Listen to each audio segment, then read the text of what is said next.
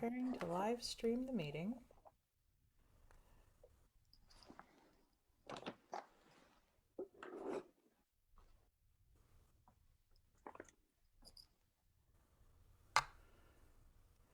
Hello, everybody. It is showing we're live on Facebook. I am just going to give a minute or so for people to find us and then share this over to my personal page. So if you are here for the release day livecast of Transforming Trauma with Jiu-Jitsu, you are in the correct place. So if you want to settle in and relax as you prepare for this chat with co-author Anna Pirkl and I, please do that. If you're here to listen in and you want to share where you're from in the comments, you can do that. And for those of you who are here in real time, we hope to promote as much interaction with you as possible because we are going to be doing an exciting book giveaway here on the live cast. And we also have an exciting promotion from our publisher, North Atlantic Books, with a discount code. So if you're here for the live cast, you're in the right place. We'll get formally started in a few moments. So Anna, how's your weather in California today? The weather here is always the same. Always is a really big word. We try to avoid those black and whites in therapy, right? But I mean, California is pretty consistent, right? 70, 80 degrees, no rain. It makes you miss the rain. How about you? How's Ohio? It's you can tell spring is trying to pop through today with the warmth. There's just a little bit more warmth than usual, but it's still kind of dreary. So we had big snow last week and it was beautiful the weekend before. So it's this time of year, you never really know what the weather's doing. So I remember that. I remember in living in Chicago and Wisconsin, there were really kind of two seasons. It was just winter and summer. yeah. Yeah, it was snow or humidity. All right, everyone. If you are here for Transforming Trauma with Jiu-Jitsu livecast for the book release, you are in the correct place. We're going to get formally started here in about a minute. We're just giving folks some time to find us. I am Dr. Jamie Marich. Pardon me while I'm working with some controls here as well, and I'm being joined by my co-author, Anna Pirkl, who is in beautiful Redondo Beach, California. And I am here in Northeast Ohio. So, great.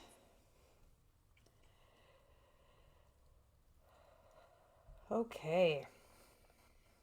So whether you're watching this here in real time on the live cast, I see we got a handful of folks joining us live, or you're watching it on the replay, we want to start by welcoming you. Our new book, Transforming Trauma with Jiu-Jitsu, is out today, March 15th, from North Atlantic Books.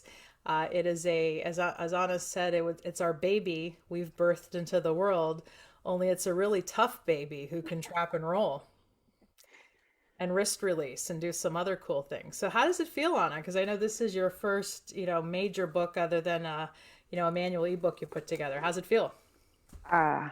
It's incredible. It doesn't seem real quite yet. I mean, I have it in my hand, but I'm not quite sure. Is that real? It's just really cool. Part of it, it's weird because it's not my book. It's everybody's book. Great.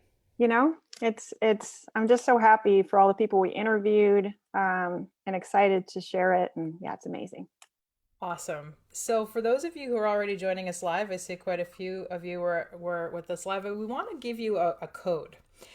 So this is from our publisher, North Atlantic Books. So if, as we're talking, you are interested in the book, whether you're watching it here in real time or on the replay, you'll be able to use this code. I'm putting the link in the comments, and I'm also putting the link in the post for the Facebook page, and I'll put it on the YouTube page as well. So this is the book link. I just put it here in the comments, and the special code you can use for a 35% off discount, and I think there's a shipping discount on it as well, is Release Day JJ. And if you are the third person to ask us a question on this live cast, you will win a free book. So if, as we're talking, you have questions, go ahead and put them in, and whichever one happens to fall third, we'll let you know how we'll get in touch with you for your free book of Transforming Trauma with Jiu-Jitsu. So yeah, Anna and I are both gonna go ahead, Anna. I had a question for you, Jamie. You've written a ton of books. Yes, I have. What made this one? Is it different at all than some of the others? Yes. Yes is the short question. I know we jokingly call books babies, but having had like over 10 of them now, they all have their own character and personality and et cetera, et cetera. I mean, I know this is going to sound like a corny answer, but it's the true answer. I mean, what makes it special is that I got to write it with you Oh, because I only really collaborate on a writing project or really any kind of project if I feel my collaborator and I are going to work well together and really enhance the content from the two of us working together. And I just believe that, we both have that common thread of being trauma survivors who work in the field of trauma recovery, and our lives were changed by jiu-jitsu. But I am kind of well versed at really doing the scholarly end of trauma for clinicians and the general public, and you have the more physically advanced jiu-jitsu practice. You've spent more hours training than I have. You and your husband lovingly put the demonstration photographs together in a way that just felt like such an overwhelming project to me. So I think our strengths worked with each other here, but what we have in common here really laid the foundation. And I'm just super proud of what we created together. So that's what makes this book special for me. yeah, absolutely, So let's absolutely. let's tell our listeners, and again, thank you. I see so many of you are joining us live. The promo code is in the comments if you want to check out the book and use the code, which is good until April 15th of release day JJ. And if you are the third person to ask us a question at some point during this, we will be giving away a free book. So as we chat or as you're just thinking of things randomly, feel free to ask us a question. So Anna and I actually met through a podcast, through a common friend's podcast. Not a common friend, he's my friend, but Anna had a client, I believe, who told her about the podcast. So my buddy Dan Griffin, the author of A Man's Way Through the 12 Steps, had a podcast back in 2017 called The Man Rules. And it's all about the impact of toxic masculinity and men healing from trauma. And I've always supported Dan and his work on gender. And in this conversation, I just happened to talk about how much training jujitsu helped me with a lot of my issues around gender and being able to stand up to men and having a venue for having a healthy dialogue with a man. So I'll make sure I post that episode here in the comments as well, if you want to go and hear the original podcast. And I still remember I was in Great Falls, Montana doing a training in December of 2017, and I checked my voicemail, and there was this voicemail from Anna. And I get a lot of voicemails and a lot of emails doing what I do, but there was just something very special about her tone and her enthusiasm where I said, I want to know this person. So, do you remember hearing that episode and leaving that voicemail? Oh, very clearly. I know. I was trying to think about that question of how we got together, and I mean it goes back to my introduction into jiu-jitsu as well, because I was working in a men's sober living, and the owner is a black belt at Crohn's Gracie, and it had always occurred to me I should probably know a little bit more about this stuff that all the guys are doing. Yeah. And then luckily one of the and at some point, actually separate from that, a friend invited me to go to a self-defense class, and I went, and it was jiu-jitsu, Gracie University, Women's Empowered, and I fell in love, and I went, wow, okay, this is jiu-jitsu. I had my own healing experience. And then one of the guys from the Sober Living told me about your podcast, or that episode. And I, of course, went and looked you up, and I went, oh my gosh, this is this is a giant in the clinical world. This is a woman who teaches EMDR, who's a keynote speaker, who has her own centers and developing new therapies. And then I went and saw the video. And then, I was a little nervous. I was like, I have to reach out to her. I'm just so excited about what she's doing. And if there's anything I can do to contribute or be helpful in it, I want that. Just really was excited about the healing and the new ways of healing you were trying to put out there, and also your authentic self and the way you pitched it. It felt very personal and real. So I appreciated that. Well, I appreciate you, and I appreciate how kind of our friendship has forged here. I mean, yes, we have the jujitsu common thread, but you're an art therapist, I'm an expressive arts therapist. We're both trauma therapists, and we've just had a lot to share. And in the years since Anna heard me on that podcast, I've been to Anna's home several times. I ran a dancing mindfulness training out of her, creative space. I've laid on her beanbag chair, which is amazing. We've trained together over at Gracie University. So, both of us had the experience of going through Grace University's Women Empowered program, and we both have pink belts, which is a special belt that's offered in the Gracie system. I had mine earlier hanging around, but there it is. There is a pink belt with 4 stripes. And speaking for myself and how my jiu-jitsu journey started, I went to a self-defense class circa 2016 at the gym that my sons, who are technically my former stepsons, but they're my sons and they're the ones I dedicated the book to, they were taking jiu-jitsu. And there was a women's self-defense seminar, and I went, and I was so overwhelmed and so triggered, and it was just like it was okay, I'm glad I gave this a try, but it's not for me. And there was a woman at that seminar assisting named Stacy May, who's one of the contributors that we interviewed in the book, and she saw that trauma horror on me right away. Like, she knew what it was, and she was able to talk with me one-on-one. And I still kind of ran out of the place, but Stacy left an impression. And then when I went on there to train later, she was just someone that I saw, as a safe place. And that's why I'm really glad that the Women Empowered program exists, because it's one program within all the different ways jiu-jitsu has manifested. But for me, because it is tailored to women, it was just exactly what I needed. So my journey here in Warren, Ohio, was I needed to start my journey by taking private lessons. And I know that's a luxury not everybody has, but it was the only way I was able to do it. And my coach is a man named Micah Bender, who we also interviewed for the book. And even my son Brendan said, "You got to train with Micah. Like, just trust me." And I remember the first private lesson I took with him consisted of me sitting down for 20 minutes telling him about trauma and dissociation and kind of what the rules of engagement would be with working with me. But between him taking me through we started with a combatives curriculum, but then when I found that the Women Empowered program can be taken online through Grace University, and that you could have a training partner, and he was my training partner who took me through it, just so much happened for me, which I'm sure I'll get to later. But Anna, I'm wondering if you could tell us a little bit more about your beginnings with jiu-jitsu. I don't know how to tell that story without telling the Henner story. I love the story, which we have in the book, and it's a really cool story. So go for it.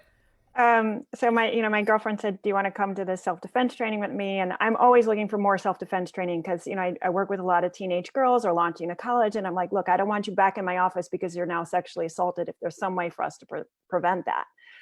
And so I'd always been looking for good training. I'm like, of course I'll go. And I looked at the flyer she sent me and I saw Henner's face.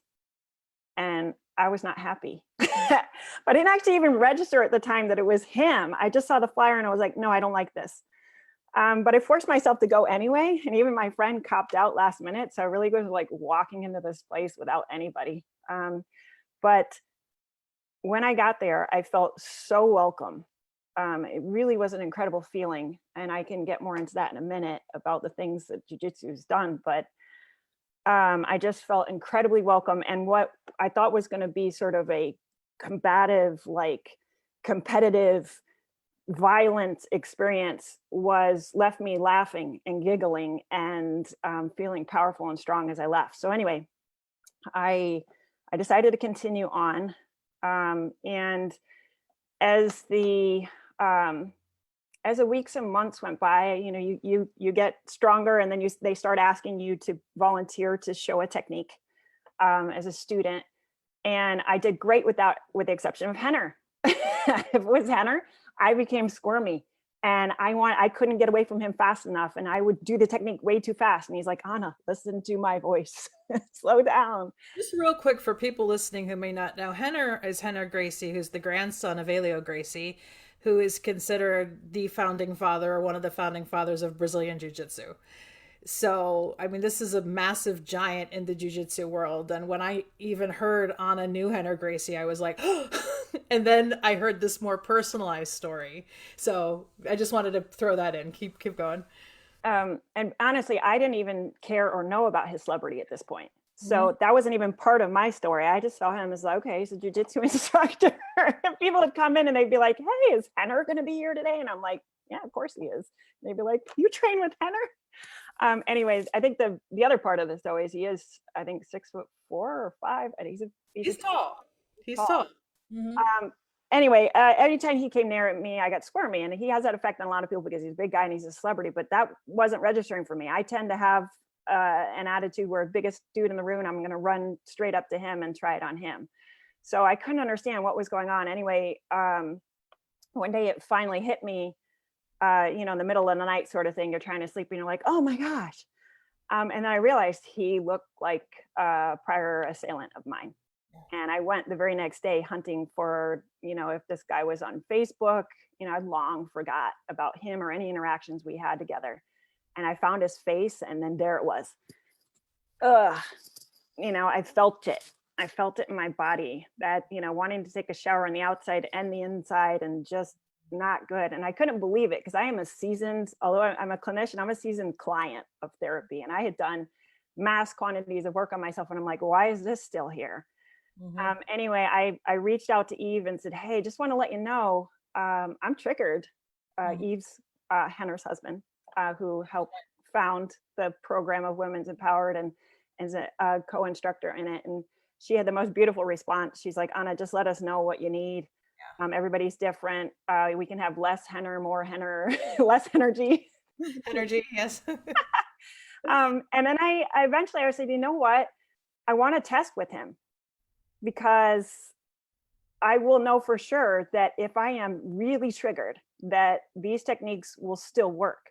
Hmm. Um, and he agreed. Although I think the second he walked in the room, he kind of regretted that, because the second he walked in for the test, I was like, "Get back!" And he's like, So you got the stop part of the stop block frame technique. "Yeah, I was on it." And he's like, "Anna, do you want to go get a sip of water?" And I'm like, "No, let's get it over with." I'm just so upset. But anyway, the funny part of the story too is the day before or the week before, I had tested with another person, because sometimes people pre-test to make sure they're really ready. And I did great. I was like full on expecting, come on, we'll get 100 on this thing, right? Oh, no, no, no, no, no, no. As a matter of fact, it's an embarrassing part of the story, but I actually went blank at one point. I was so triggered, and it was trap and roll was a basic technique. And I started hitting his hand, and I knew it was wrong, but I couldn't, I Hmm. had nothing but that. I still passed. I managed to pass. I got through it. And one of the instructors came up to me afterwards and said, Anna, do you think you'll ever return to your normal color? And I'm like, I'm not sure, because I was purple, not red, purple. I was triggered. But here's the most beautiful part of the story. After years and years and years of therapy, years of working on myself, thinking I'm past this, I figure I'm still triggered. I get past this. I walk into my car, my Jeep. The first thing I do is I looked him up. I had to find that guy on Facebook. And I looked at his picture, and I remember sitting there out loud, looking him straight in the eyes, going, you can't hurt me anymore. And I forgive you. Yeah. And I didn't know until that moment, even sort of what forgiveness, it was a concept I couldn't understand. And I finally figured out I had to feel safe enough Yeah. to be able to forgive. Right. I had to be able to think that I had some answers, that he couldn't do this again, to go, okay, I can officially let go of that now. And there was no way to do that with the talking. Hmm. And God love it. EMDR, I think, is helpful too, and took away another piece, but there was still a piece in my body that needed to know that it could be safe in this world. And the truth of the matter is, one of the interactions I had with this individual was that he had me jumped by his girlfriend and 4 or 3 of her sisters. And I still don't have an answer for that. And I don't know that there would be, because I couldn't run because I had my baby brother with me. But I still was able to even let that go. It was, and nothing. There was nothing in my body. As soon as I looked at the picture, nothing. The shower had happened. There was no reaction. I was peaceful as I looked at his picture. Yeah. And I went, wow. And that was the moment I always said, I have to share this, and other people need to have this moment too. So, what's fascinating, and I believe this is a major reason Anna and I both wanted to share this in book form. And again, that book we're talking about today is Transforming Trauma with Jiu-Jitsu. And if you're just joining us now, and you can look at the Institute for Creative Mindfulness comments, we have the link and the code release day JJ that you can use until April 15th to get a discount from North Atlantic Books. So there's that commercial. And again, if you ask us the third question on the live cast, you will be the winner of a free book that we'll send out to you. We haven't had any questions come through yet. So if one person wants to ask 3 questions, that would be fine. You would still be the third person. So for a lot of years, as a clinician, as a trauma specialist who really believed in the mind-body connection and trauma, and that we hold trauma in the body and needs to be processed in the body, I had long seen the validity of martial arts, having had several clients who benefited from it, knowing that some of my clients were not quite responsive to yoga or dance or expression and some of the modalities I worked with. It just made a lot of sense to me that maybe you need to learn completion tendency types of things, how to kind of finish situations that you might have once found yourself frozen in. So I'd been a long advocate of martial arts, but hadn't really tried it myself. And then I had the experience at Women's Self-Defense, but there was still something about that intrigued me enough to know that there was something here.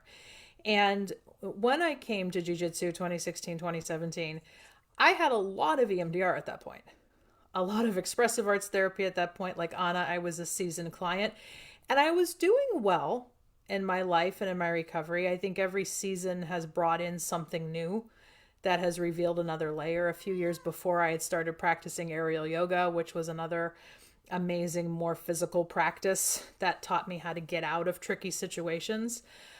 But yeah, there was something about jiu-jitsu, and I even told my husband at the time that I like the way my body feels after these training sessions. There was this sense of just energetic movement and release, unlike what I felt in yoga and dancing.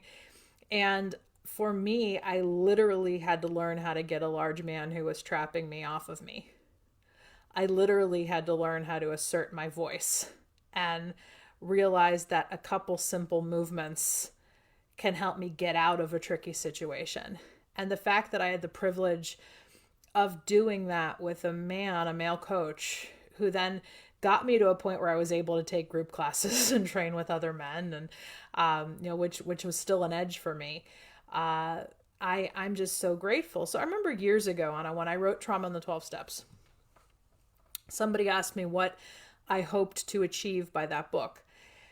And my short answer was, I would love a world where everybody could have a sponsor like Janet, my first sponsor, who was trauma informed before we were really talking about the phrase trauma informed.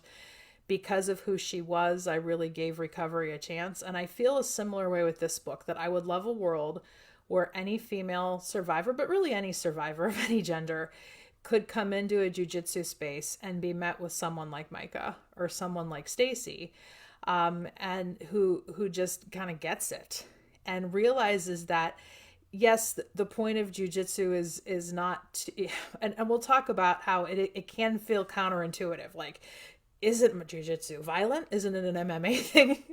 and we've both dealt with a lot of that criticism, but again, I just hope a day comes where any trauma survivor can feel safe enough in any space they walk into and welcome in the way that I felt with Micah. Oh my gosh. As I was thinking about today and talking with you about this, and what jiu-jitsu, some of the biggest impacts jiu-jitsu's had on me too, you're making me think of the spectrum of options it's given me that other martial arts haven't. I've trained in kendo and karate and lots of different types of self-defense, but there's something so special about the spectrum of the techniques and the philosophy and the principles. And I think particularly for me and some complex trauma survivors, as a kid, I only had 2 options: withdraw or fight. 0%, 100%.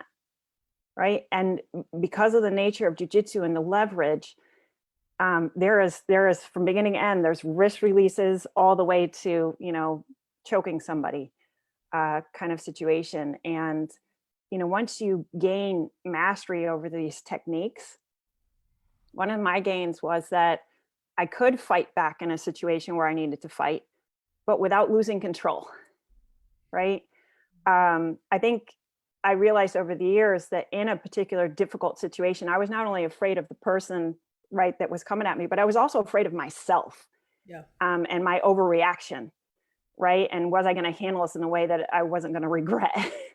And so this feeling, because one of the things that we do it where I train is they talk about you never train at 100% of your like strength and your energy. You train at 50%, you train at 30%, and you learn to tolerate all this discomfort and sort of being in these difficult places. And so you learn how to control yourself. And then you also avoid that anger hangover, right? Because I mean, there were a lot of circumstances, even as a teenager, where I might be able to win a fight.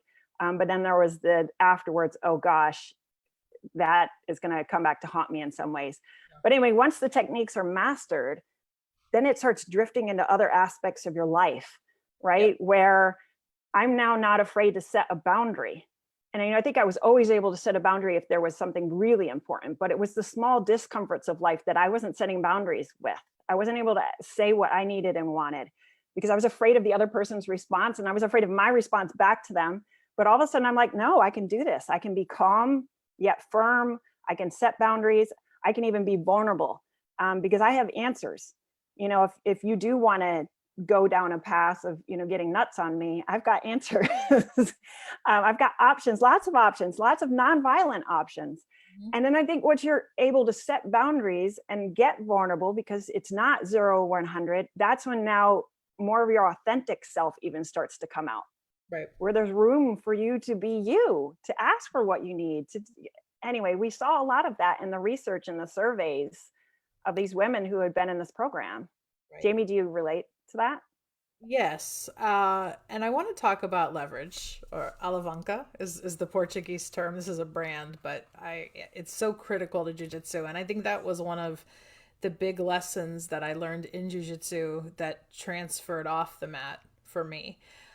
And this is one of the reasons jiu-jitsu is often identified as the superior martial art for self-defense, is that there's nothing, and I guess other martial arts, my understanding, can claim this too, but this is kind of what makes jiu-jitsu jiu-jitsu, that strength is not a factor. It's all about body leverage, or this word alavanca. So it's how you position your body. So for example, in this technique, we've talked about trap and roll. It's very similar to bridge pose in yoga. And how if you hook your feet and hook your arms just in two small places and you do a bridge pose when someone's up on top of you, it puts you in a better position to roll off. And Henry Gracie, so to be clear on some of the history, jiu-jitsu originated in Japan as a Japanese martial art. And it has a lot of similarities to judo. The prefix ju in English would mean flexibility or softness or yielding. And the Brazilian influence is what's really credited as popularizing it in the West and bringing in a lot of the play element to it. And the Gracie brothers, Elio and Carlos Gracie, who had trained with a Japanese judo and jiu-jitsu master, as the story goes, Elio Gracie was not a strong man. He was smaller of stature. He was sickly, as a lot of people described him. And he was really interested in working these techniques to find out how to teach the smaller, perhaps weaker person to defend themselves. And I think so much of the key to that is this emphasis on body leverage. So how you place your body instead of really coming in with brute strength. And that's where Anna and I both kind of learned this phrase, embrace the suck. And this was a phrase that Micah, my instructor, taught me, that a lot of the techniques you learn in jiu-jitsu are actually what might seem counterintuitive. That when you're in a situation where somebody is kind of grabbing you or pulling at you, it might be your tendency to really kind of try to pull away from them, but you might have an easier time getting out of the grip they have on you by leaning into them. and then leveraging your body in a certain way until you find your escape. And to me, that's what mindfulness is all about. As a mindfulness instructor, that so much of mindfulness is about embracing, leaning into discomfort. And when you can learn to do that in as safe a way as possible, then you're able to get out. So it's those kind of lessons that, like, wow, this really works when you see how these simple body positionings can work on the mat. And then we have a whole section in the book that even if you never get on a jiu-jitsu mat, there's a lot of principles from jiu-jitsu philosophy that really do translate. So, I just want to add a comment about the leverage piece. Again, part of the reason I even got into any of this is just because I want the most effective tools for my clients to stay safe. And the problem with some of the striking arts, and one of the things I love in the Gracie training and other trainings out there, is they talk about the legitimacy of there may be a time and place for a strike, right? There's nothing wrong with anything you do to try to defend yourself if somebody's trying to hurt you ever. And I just love that positioning. And striking arts are really hard to execute in the street. Really hard. If somebody is really meaning to like grab you or take you somewhere or do something, your ability to hit them just right in the right spot that causes pain compliance, where they go, "Oh, I'm not going to do this to you anymore," is really, really a difficult thing to do. And besides the fact, majority of sexual assaults in particular are done by people we know, our chances of wanting or having the ability to eye gouge them, or kick them in the groin as they're just trying to like touch us in an uncomfortable way is not a real solution. So I go back to that spectrum, right? Where no, I can swim away from your hand now. I can use my body in different ways to kind of, no, we're going to back up. I don't choose that kind of thing. But in addition, with the strikes, if you're dealing with somebody who's intoxicated, the pain compliance, they may not register that you've accurately with your karate hit them in the right spot. Yeah. However, if you've used your jiu-jitsu and their arm is now broken, they cannot hit you or grab you with it anymore. So there's a whole spectrum, there's just from wrist releases to all the way to arm breaking and all of that. So you have such a great menu to work with. And it gives me a lot more. I mean, even as I was training in it after all these other years, I'm like, okay, this is legit. Yeah. This is the real stuff. I feel so much more confident that I can be safe in a difficult situation than I ever have before. You may find this funny. I was watching the Batman, the new movie, about a week or two ago, and there was this scene where Catwoman was being trapped and she was doing all the wrong martial arts stuff. I'm like, trap and roll, trap and roll. Please. So I think, that's the other thing it taught me, that often the simplest movement ends up being the most effective. And it's another great life. Which leads me to another thing I wanted to make sure to share today. I think the biggest benefit to me personally from jiu-jitsu is as a mom. I think as a mom, my biggest fear in this world is my kiddo's safety. Right.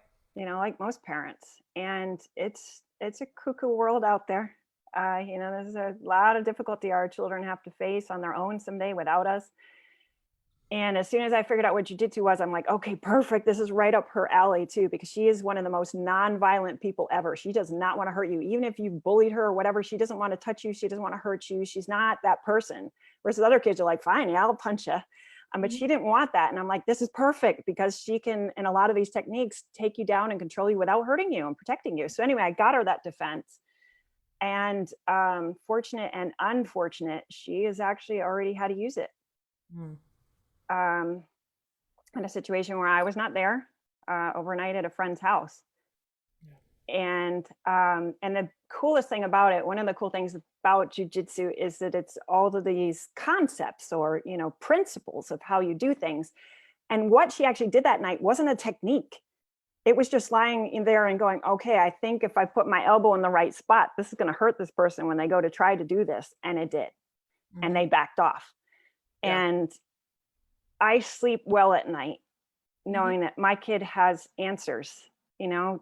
She's got answers. Let's go there. I see we have 2 questions come through. We will get to the questions. Remember, if we get one more question, you get the free book. That's part of our release day giveaway.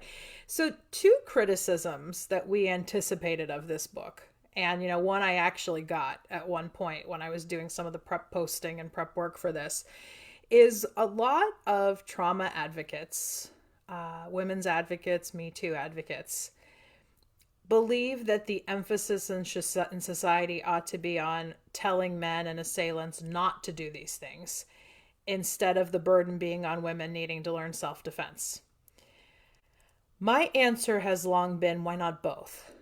Because I think we need both for sure.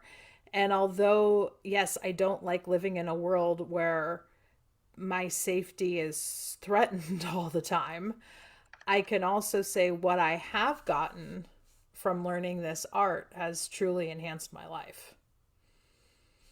So, what is your response to that criticism? Um, Again, it's a yes and absolutely. I want to live in that world too. I want to live in the world where I don't have to lock my front door because nobody's going to rob my house.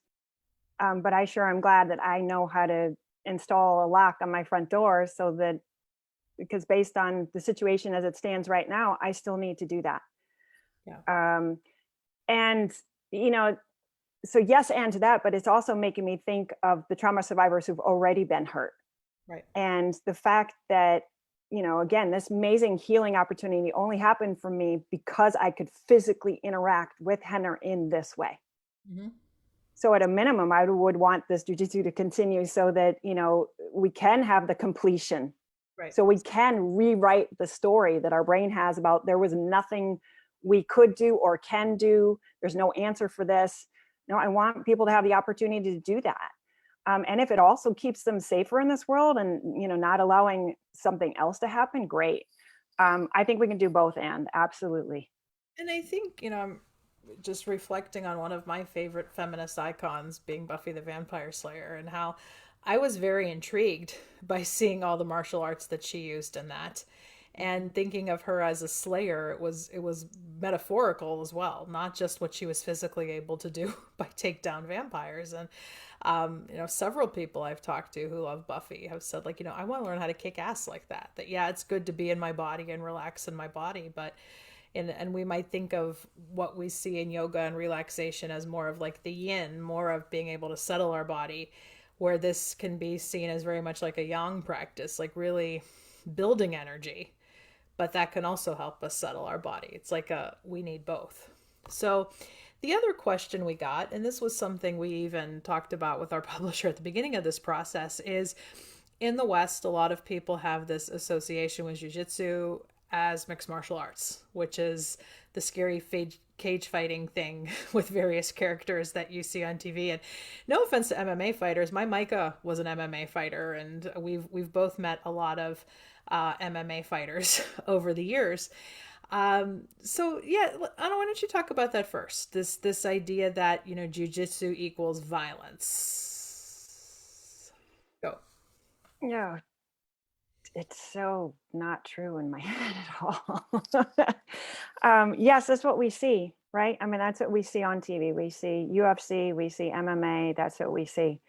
Like I said, there are over 1,000 techniques at this point in time. And, yes, there are chokes. Yes, there are arm breaking, leg breaking situations. There are tools you can use. But the majority of it happens long before you even get to that. One of my favorite parts of the Women's Empowered Seminar is this thing they do where they have a volunteer, and Henner's across the room, and then he sort of turns and walks towards the person and says, when should you be sort of concerned about me? Mm-hmm. When should you care that I'm there? And everybody's voting on when. And the fact was, as soon as he turned and faced her in her direction was a moment, especially if she was, alone, it's getting dark outside kind of situation, not all the time. And so many other points is that jiu-jitsu happens long before you even come into close contact with somebody. And Eve's favorite technique, and we talk about this in the book too, is stop, block, frame. Mm-hmm. And especially for the women, I've seen it time and time and time again. They come into class and all we need them to do, one person approaches and says, hey, what time is it? They get too close, right? They're now 8 feet away or whatever. And you're supposed to say, hey, stop right there. And it's so difficult for these women.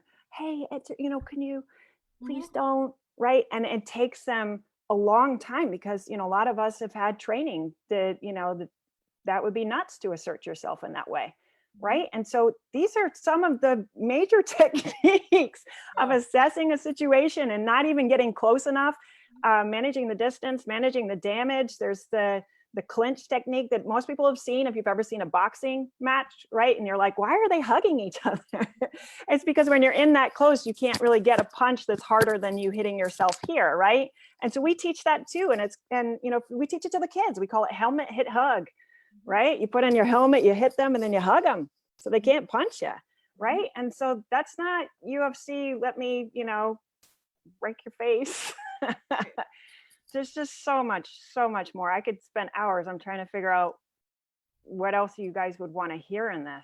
Well, let's go to some of the questions because I think we got some good questions here that can help us kind of land this plane. Other than like, hey, we cover a lot of this in the book. So if you want a deeper dive into our heads, that's part of why we wrote this. So Erica Hornthal, who's also a North Atlantic Books author and a friend of mine, asked, what was the hardest part about writing the book specifically? So why don't you take that first for you, then I'll answer it for me. What was the hardest part about writing the book specifically?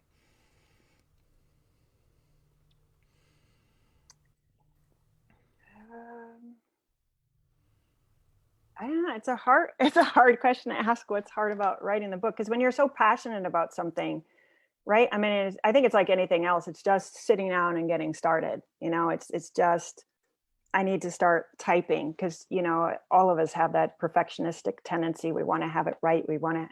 And so just allowing myself to have a crap first copy, like just do this. But as soon as I started typing, like you're so passionate about so many things, it just starts flowing. And, I had a lot to learn. Unlike Jamie, who took a big risk in partnering with me and writing all these books, like, I wasn't familiar with how the publisher would be, what typical readers, how they would want to read a book and what we should put where. And so I had a lot of learning to do about, how to get this in a way that hopefully is easiest for you guys to take in. And I think for me, any collaborative writing automatically comes with a challenge. I wouldn't say that was the hardest part for me in writing it because this was really a book where I felt my deficits of knowledge were Anna's assets. And so I really enjoyed working with her collaboratively, and I like working with collaborative process once we get into a good flow. So that was really cool. I haven't. Oh, Go you go ahead. ahead. I just thought of something I forgot to mention. I think actually the hardest part for me was trying to figure out how to do this for a general audience. Hmm. Ah. Because I train with some very sophisticated people. We've got doctors and lawyers and very well-read people who've read the books on trauma and all that. And I'm like, okay, how much information do we put in clinically about the trauma? How much information do we put in about jiu-jitsu for people that know it, don't know it? And I think it's really hard as a clinician to make a book like this because, Jamie and I both know, and all you clinicians out there know too, that everybody's different. Mm-hmm. So to generalize, well, this is the treatment plan for somebody who, might want to try jiu-jitsu is, it's hard. Mm-hmm. So I struggled with that. And some of the doctors I had read it said, Anna, this should really be 3 books. Yeah, and that was one of the challenges we faced was who do we write this for? And we do really have a 3 audience here. Survivors of trauma who are either interested in checking out jiu-jitsu or are training in jiu-jitsu now and want tips for better advocating for themselves or maybe finding a better training environment. We wrote it for jiu-jitsu instructors, of course, gym owners on creating a better culture. And we wrote it for clinicians who are looking for another outlet that they can use for referral or collaboration. And I knew we can do it after I read David Emerson and Elizabeth Hopper's Overcoming Trauma Through Yoga. This book came out in 2011, also a North Atlantic book. And I told Shayna, our editor, this. he did it. Like I know it can be done where you write some chapters that are really common to all of the audiences. You can write chapters that are more specific to the target audiences, which we did. But I also think it would be beneficial, let's say, for a potential trauma survivor or a trauma survivor who's a potential jiu-jitsu practitioner to read the section for gym owners and teachers to get a little better sense of an optimal training environment. Which is something I'm glad we're mentioning right now, because I don't want to ever talk about this book without mentioning that. I do think that jiu-jitsu training in the wrong hands can cause trauma. Oh, sure. Oh. And people really need to pay good attention to getting themselves in a school that fits them and a situation that fits them when they're ready, if they're ready. Mm-hmm. Right. And that's all between, you and your doctors and you investigating this. And yeah, that's why we spent so much time in the book trying to empower people with information and what to look for that I wouldn't have had before I started training. I wouldn't have even known to ask the questions that I was able to put in there now, and from all of the people that gave us feedback as well. So, stay safe out there, and don't, if it doesn't feel good, walk out or talk to an instructor and let them know that, this didn't sit well with me, or I'm feeling shaky, and see if that's the right spot for you. If the instructor is receptive, if the owner is receptive, and if not, find somewhere else to train. So that goes to a question we got. This is from Jamie, Jamie Jeffcoat, who's one of the also a contributor that we interviewed for the book. So thanks for Jamie for tuning in and supporting us today. So Jamie asks, what is your best advice to partner with a local therapist to have a good partnership for referrals from jiu-jitsu to therapy?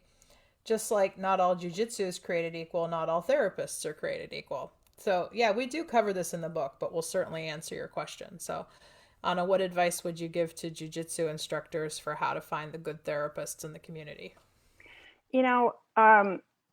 Us therapists, we interview each other all the time. We want to network, and we'll take each other out to coffee. And we basically say, hey, what is your specialization? What do you specialize in treating, and how do you do that? And if we sense a good vibe from them in our interaction, they're warm, they're listening, they're doing a good job and just interacting with us, and then they are explaining how they do their treatment in a way that's easily understood and relatable and makes sense, then yeah, I'm excited to get to know more about what they're doing. You can always take a few clinicians out to coffee like that and, ask them the same questions I would normally ask them. And then of course there's more in the book. And then I would always follow up too. So if you have, and we always recommend having at least 3 referrals that you can give somebody, so they have choices, and they might be 3 amazing people, but we're all so different.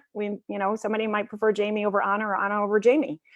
And then get feedback. If you did send somebody there, and just ask them, hey, did you have a good experience, or what was that like? If they're wanting to share, if you have feedback on your experience, I'd love to hear it. Right? No pressure. And then decide if you're going to keep that business card in your deck. Yeah. I would be clear though too. There's I know some instructors came to me at some point because they were trying to do this, and they wanted a therapist to come to one of their sort of workshops or seminars, and the therapist had some idea that they were going to make a huge presentation on mental health and all this, and I accentuated, no, please make it clear that if we create this this connection, that is for me to send you referrals, and if you would like to be a volunteer at a day like that, you can, and I will let people know that you're here for that, to help them if they are triggered, but you don't need to instruct or present anything, and that's not the goal. I'll answer briefly, and then I want to get on to, we have 2 more questions, and I'm trying to be mindful of our time here. So I think the key, Jamie, is check in with other members in your jiu-jitsu community to see if they're open about being in therapy, see maybe who they see, and if it's a good fit, because a lot of the times we find out about good therapeutic matches through word of mouth. So that's one idea. And as we discuss in the book, the other thing you can always do is Google trauma. And I think if you're really looking for a good therapist in this day and age, it has to be somebody who has a bare minimum of trauma training or is trained in some modality that's a specialty modality for trauma. So you can Google your area therapist trauma informed, trauma focused, and see who returns using Google or any other search engine. I know Psychology Today is a popular one. I have mixed feelings about them, but that's a outlet you can use as well. And most therapists keep website these days, and listen to vibes, see goodness of fit. You might have some who outwardly disclose that they're into martial arts or embodied healing, and I think those would be good starts to check out. But then you could always send them an email, and if they feel that there's a good resonance in wanting to connect with you, then trust that that connection will flow. All right, so the next question is from Heidi, who is our book winner. This is the third question. So Heidi, if you're still on the air, we'll get in touch with you about how to get your free book here for the giveaway. So any tips on how we can find a trauma-informed trainer? Is there a website that we can use and share with others? So, is there a website to use and share with others? Not one that's kind of centrally sourced right now, like with Trauma Informed Jiu-Jitsu. I know there is somebody who's running a training called Trauma Informed Jiu-Jitsu right now that's not affiliated with us, so you could possibly check to see if they have therapists on that site.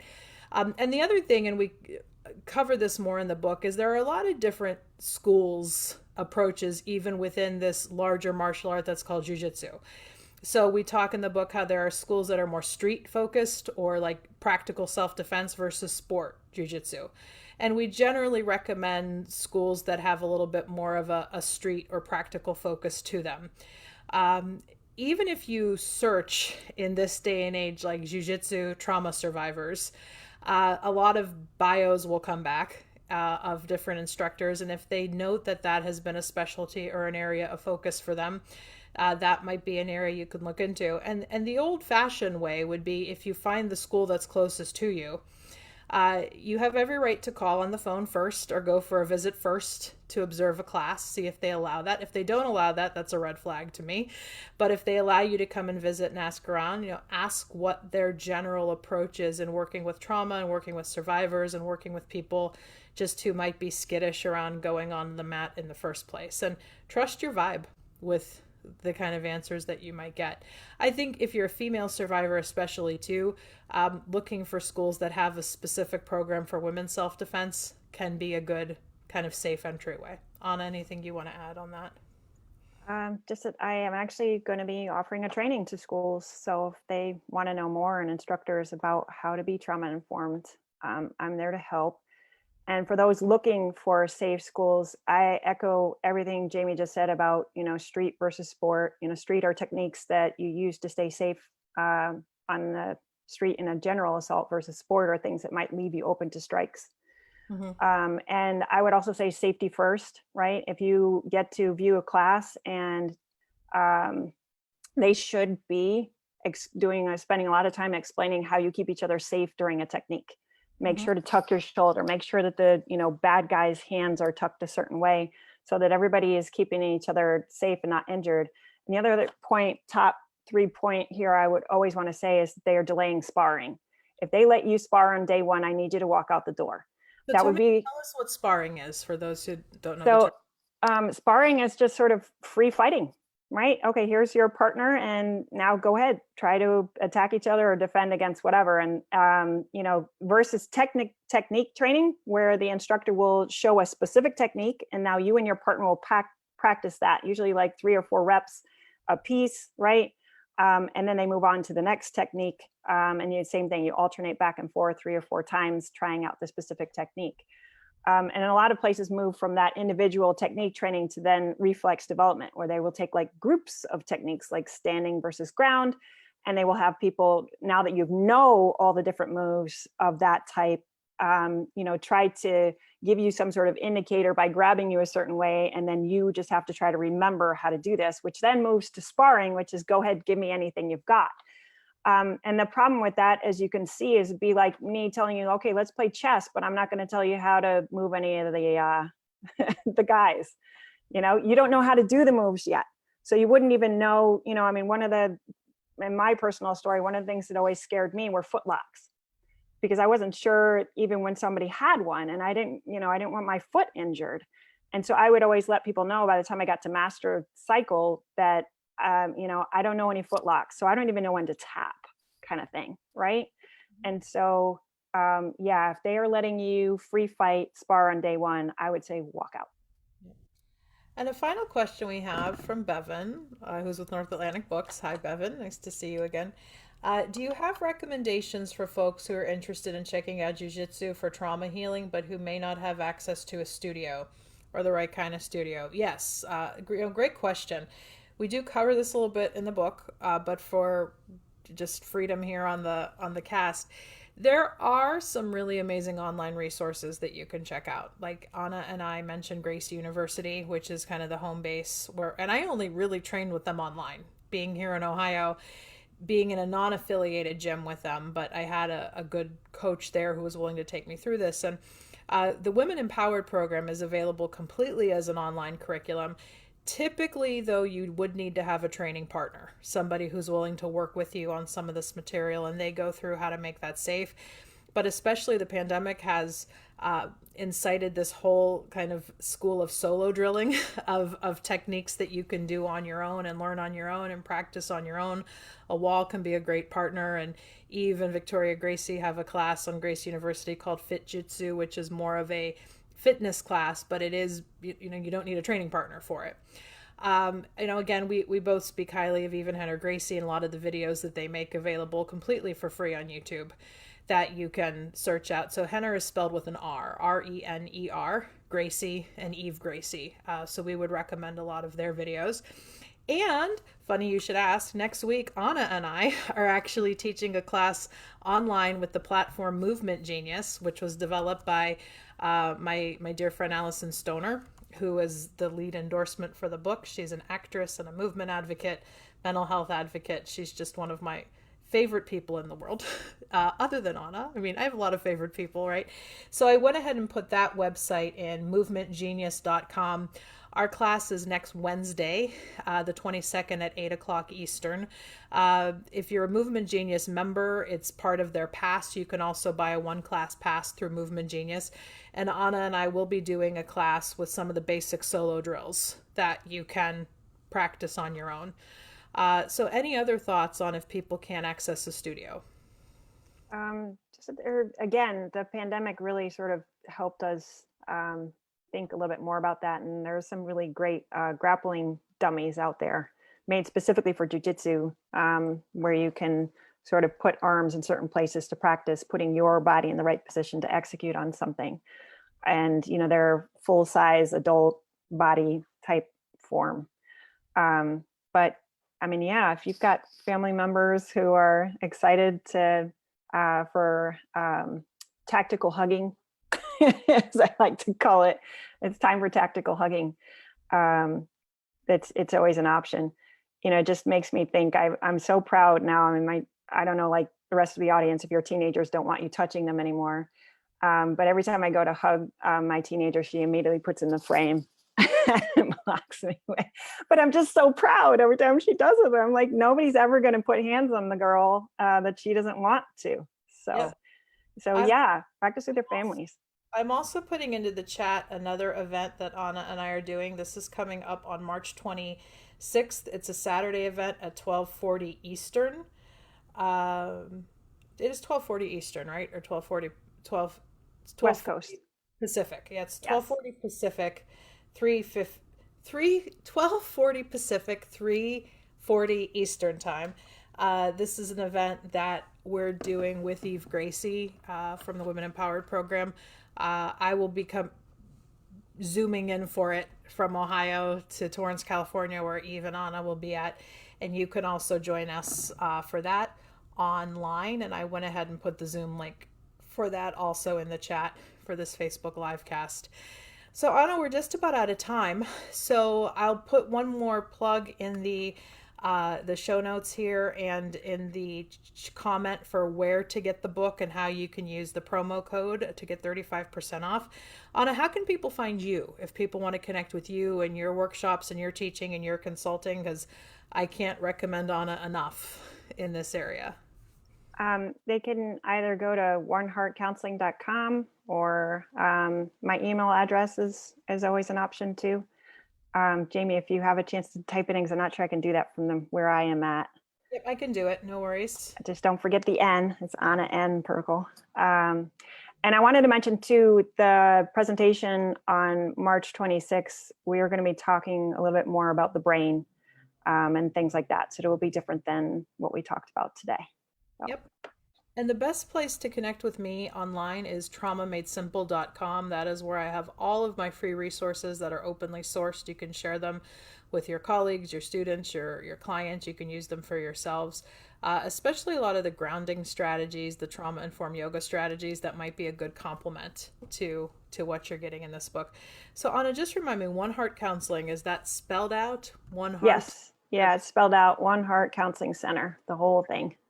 And I will go ahead and put that in the chat and in the show notes here for the page. Perfect. So, Thank you. so amazing to chat with you. I can't believe it's here.